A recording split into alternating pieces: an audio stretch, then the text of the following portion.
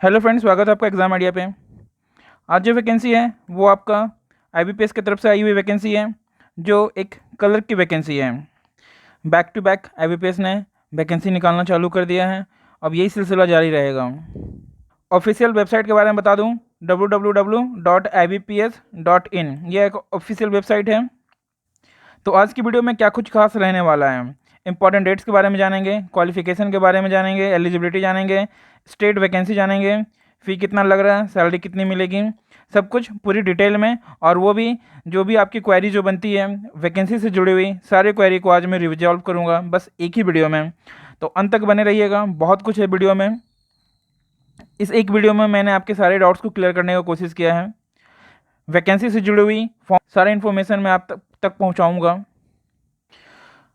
Official notification को मैंने precise करके आपके लिए लाया हूँ, ताकि आपको कम समय में बहुत कुछ डिलीवर कर सकूँ। अगर चैनल पर नए हैं तो चैनल को सब्सक्राइब कर लें, बेल आइकन प्रेस कर दें ताकि नोटिफिकेशन सबसे पहले आपको मिले। वीडियो को शेयर करें, लाइक करें। चलिए फ्रेंड्स, तो वीडियो शुरू करते हैं। सबसे पहले जान लेते हैं इंपॉर्टेंट डेट्स।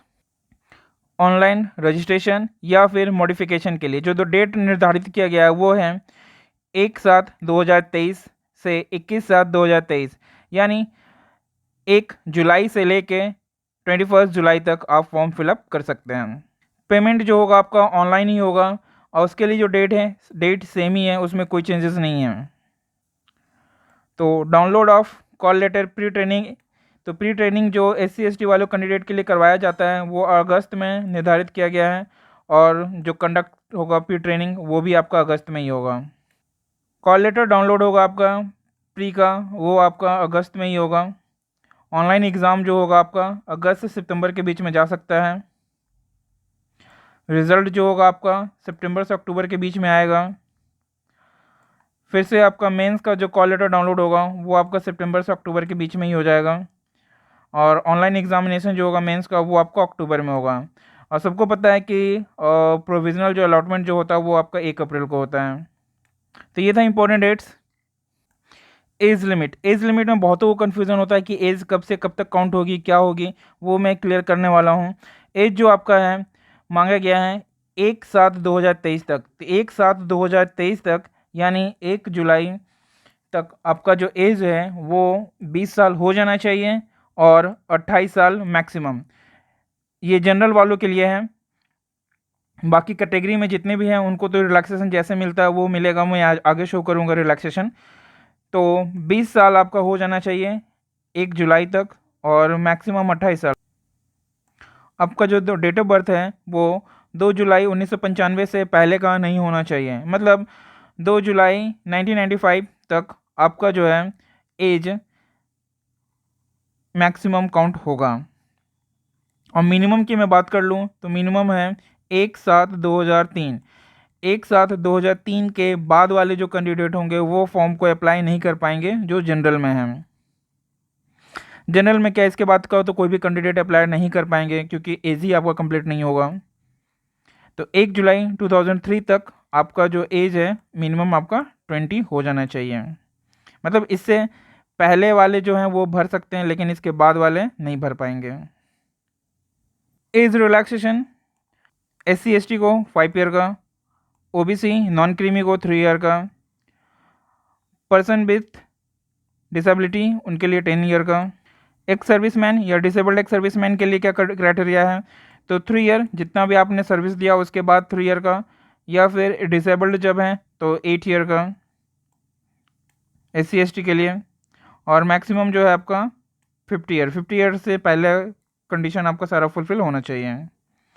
अगर विडो डाइवोर्स वोमेन है तो उनके लिए भी है, 35 ईयर तक वो इसमें अप्लाई कर सकते हैं। अगर EWS जनरल में है तो, और अगर OBC में है तो 38 के लिए, और SC ST के लिए है तो 40 ईयर के लिए। अगर अफेक्टेड हैं राइट्स में 1984 में तो उसके लिए 5 ईयर का रिलैक्सेशन मिलेगा। क्वालिफिकेशन जो होना चाहिए आपका 21 जुलाई 2023 तक आपका जो डिग्री है कंप्लीट हो जाना चाहिए। अगर यहाँ तक डिग्री कंप्लीट है तो फिर आप एलिजिबल हैं। डिग्री क्या होना चाहिए, बैचलर डिग्री होना चाहिए ग्रेजुएशन में, कोई भी रिकॉग्नाइज्ड यूनिवर्सिटीज़ हैं, जो भी यूनिवर्सिटी है वो रिकॉग्नाइज्ड होना चाहिए, और जो रिज़ल्ट है आपका वो डिक्लेयर हो जाना चाहिए जुलाई तक। अगर आपका रिजल्ट डिक्लेयर हो गया तो आप एलिजिबल हैं, अगर रिजल्ट नहीं आया है तो आप एलिजिबल नहीं होगे। बहुत लोगों का क्वेरी आता है इसमें कि सर मेरा रिजल्ट, मैंने एग्ज़ाम दे दिया, अभी रिजल्ट नहीं आया है तो क्या मैं अप्लाई कर सकता हूँ?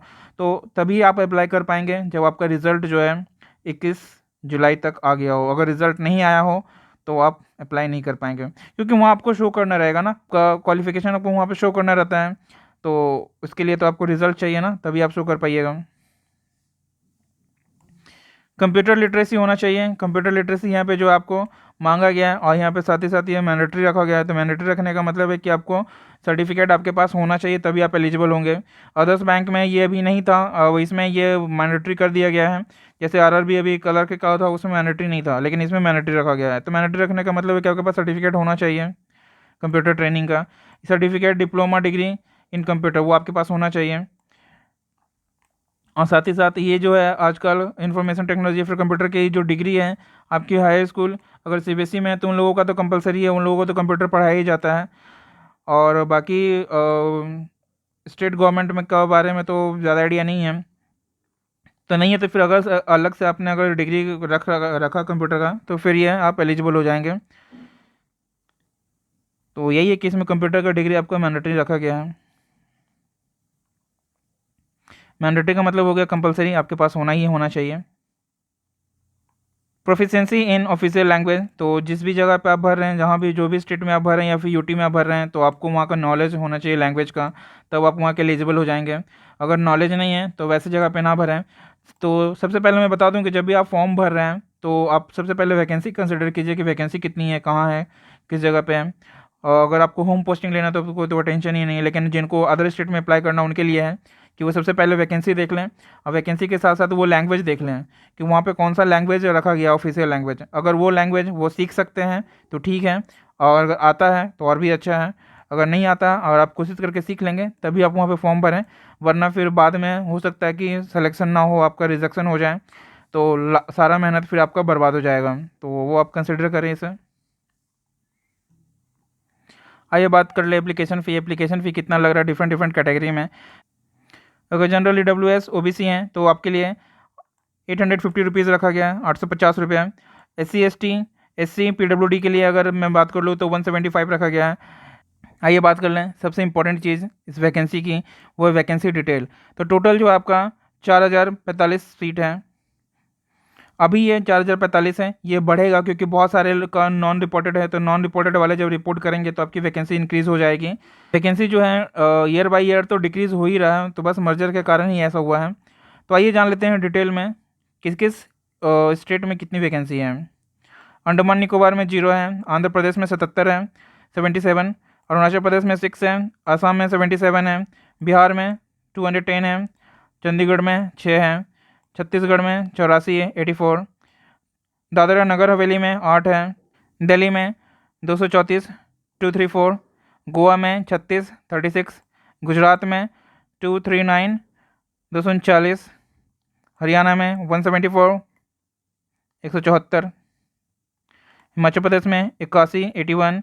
जम्मू कश्मीर में 14, 14। झारखंड में 52, 52। कर्नाटका में 88, 88। केरला में 52, 52। लद्दाख लक्षद्वीप में 0 वैकेंसी। मध्य प्रदेश में 393, 393। महाराष्ट्र में 527, 527।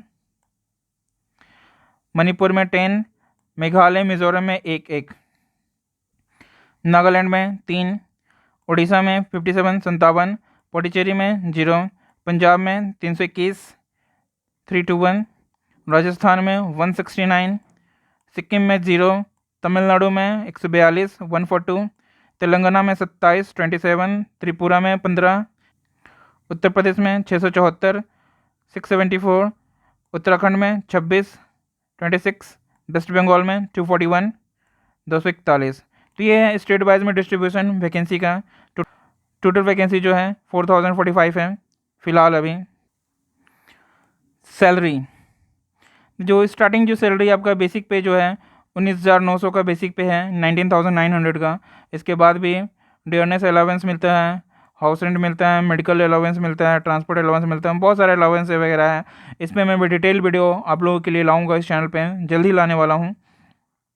वो भी रिसेंटली, अगर आप जब ज्वाइन करेंगे तो उस हिसाब से आपका सैलरी क्या बनेगा, क्योंकि आप ये जान लेंगे कि आप जो है आपकी सैलरी जो बन के आएगी वो कितनी बन के आएगी, क्योंकि अब सैलरी कैसे कैलकुलेट की जाती है। तो कोई प्रॉब्लम नहीं होगा, आप सैलरी पूरा डिटेल में जान पाएंगे और साथ ही साथ आप किसी की भी सैलरी निकाल भी पाएंगे अगर वो क्लर्क पोस्ट पे है और उसको कितना क्या कुछ मिल रहा है, अगर वो आपको पता होगा तो आप आराम से उसकी सैलरी भी निकाल देंगे। तो वीडियो बहुत जल्द चैनल पे आने वाली है। आइए जान ले सिलेक्शन प्रोसेस क्या रहने वाला है इसका। तो इसमें आपको प्री क्वालिफाई करना है और मेंस, अगर मेंस भी क्वालिफाई कर जाते हैं तो फिर आपका सिलेक्शन हो गया। इसके बाद फिर डीवी होगा। डीवी में रेयरली कोई छटते हैं, अगर सारा डॉक्यूमेंट आपका ओके है, अगर आप फॉर्म फिलअप करने के समय जो इन्फॉर्मेशन डाले वही सर्टिफिकेट अगर आप लेके जा रहे हैं तो आपका डीवी में आप रिजेक्शन आपका नहीं होगा। तो वो वहाँ पे तो कोई इशू ही नहीं है, अगर आप यहाँ सही कर रहे हैं, फॉर्म भरने में कोई मिस्टेक नहीं कर रहे हैं तो फिर वहाँ पे आपको सिलेक्शन में कोई मिस्टेक नहीं होगा अगर आप प्री और मेंस क्वालिफाई कर गए हैं।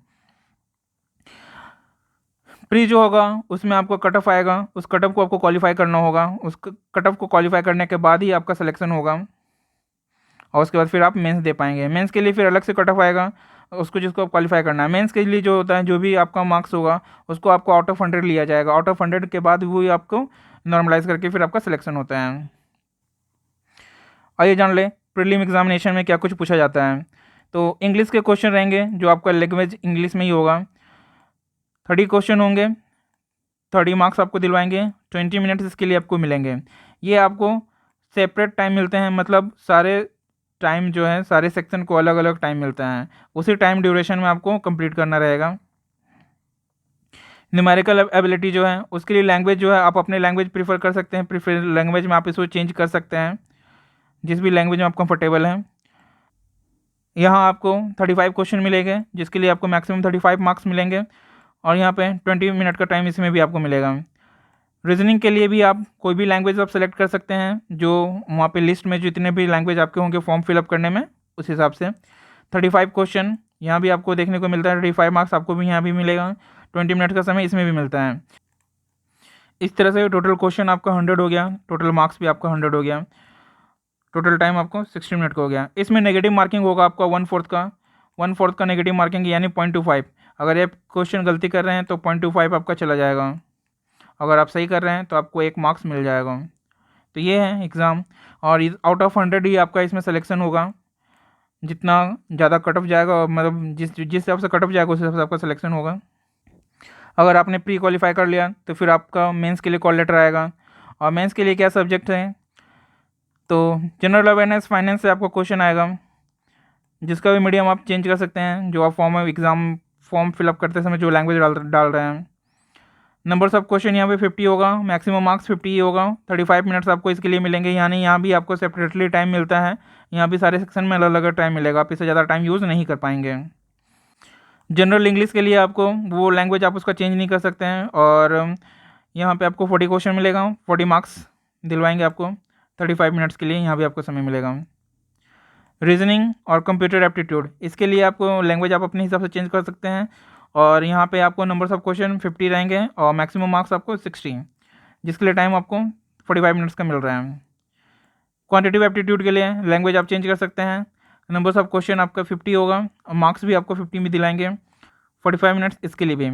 तो टोटल क्वेश्चन जो आप गया होगा आपका 190, टोटल मार्क्स जो हो गया आपका 200, टाइम जो हो गया आपका 160 मिनट। यहाँ पे आउट ऑफ ये 200 इसको आपको नॉर्मलाइज करके 100 कर दिया जाएगा, जिसके हिसाब से फिर आपका मेरिट डिसाइड होगा। ये क्वालिफाई कर गए तो फिर आपके लिए और कोई हर्डल्स नहीं रहेगा, मेडिकल होगा, डीवी होगा, वो सब बस केवल फॉर्मेलिटी रहता है। जो मेन है आपका मेंस है, मेंस आप क्लियर कर लिए और फॉर्म अच्छे से भरे, फॉर्म भरने में कोई मिस्टेक नहीं किए हैं तो फिर आपका फिर फाइनल हो जाएगा, उसमें कोई दिक्कत नहीं है अगर आप मेंस क्वालिफाई कर जाते हैं तो।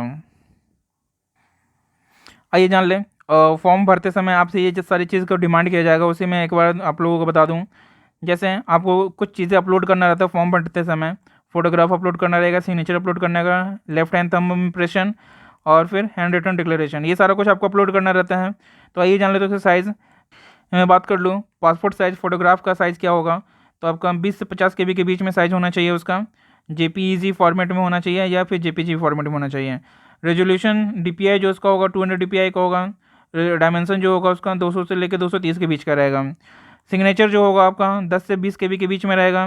DPI सेम जेपीजी फॉर्मेट भी सेम ही रहेगा, और उसका जो पिक्सल्स होगा वो 140 से लेके 60 के बीच में रहेगा। लेफ्ट हैंड थंब इम्प्रेशन जो है आपका 10 से 20 के बीच में रहना चाहिए, बाकी सब कुछ सेम ही रहेगा। डायमेंशन उसका चेंज होगा, 240 से लेके 240 बाई 240 रहेगा ये।